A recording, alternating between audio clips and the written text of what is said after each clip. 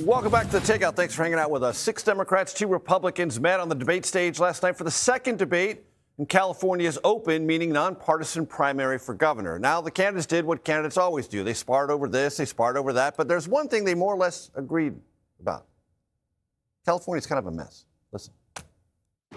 We have the highest rent in the United States of America. The thing that's been missing in this conversation on homelessness is let's prevent people from losing their home. One of the biggest reasons we're not growing jobs is we don't have anywhere for workers to live. We need to make structural change in every one of the places where Californians can't afford to live. My mother was an immigrant who came here from Panama, and she bought her home, and everyone should have the opportunity. It's slipping away.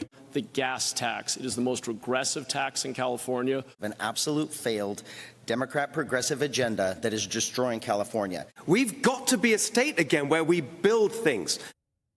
CBS News' Julie Watts was one of the moderators. She joins us from the Ontario airport. Julie, it's great to see you. It sounded like kind of a low-level indictment of Governor Gavin Newsom and the Democratic legislature in California. At least that's how I read it. You know, I think a lot of these problems have been around since before Governor Newsom, but yes, that is how at least the Republican candidates would frame it. This is all Governor Newsom and the Democratic legislature's fault.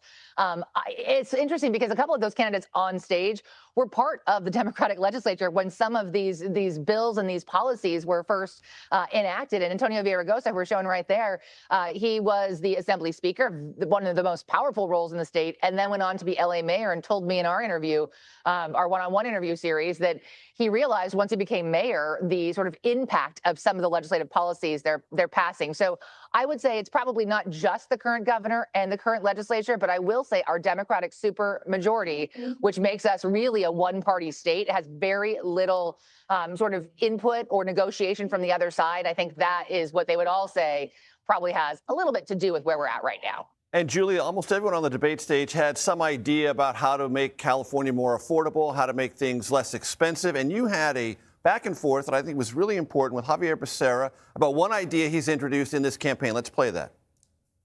California Supreme Court ruled that temporary price freezes were unconstitutional. What would make your proposed state of emergency different than that?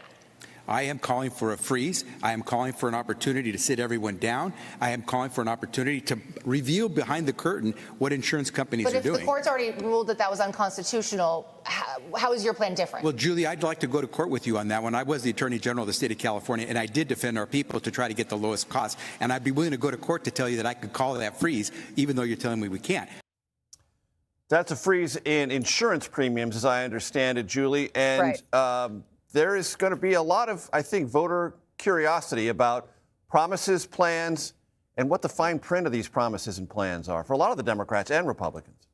Yeah, so, you know, Major, that was sort of my role, my assignment for this debate was I was basically told, do an accountability interview with 8 people live in 28 minutes. It's not been done before, so it could have gone either way. But what you see there is an example of that. These candidates are going out and they're making these promises that many of us know are not actually possible. The governor does not have the authority to freeze insurance rates.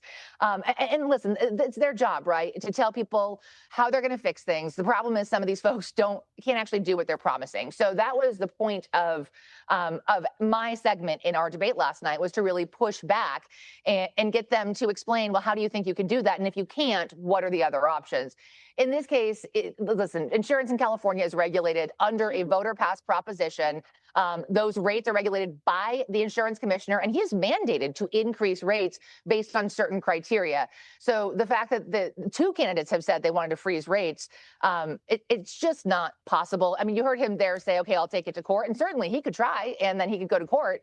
And that will be interesting if he is our next governor. And frankly, Javier Becerra right now among the Democrats is polling very high. So he may very well be our next governor, and I'll be looking forward to seeing him go to court and try it. And Julie, what is the state of the race? Not the debate, because I'm not asking you to be a theater critic. You're an accountability journalist, and that was the role you played last night, and quite well, if I do say so myself.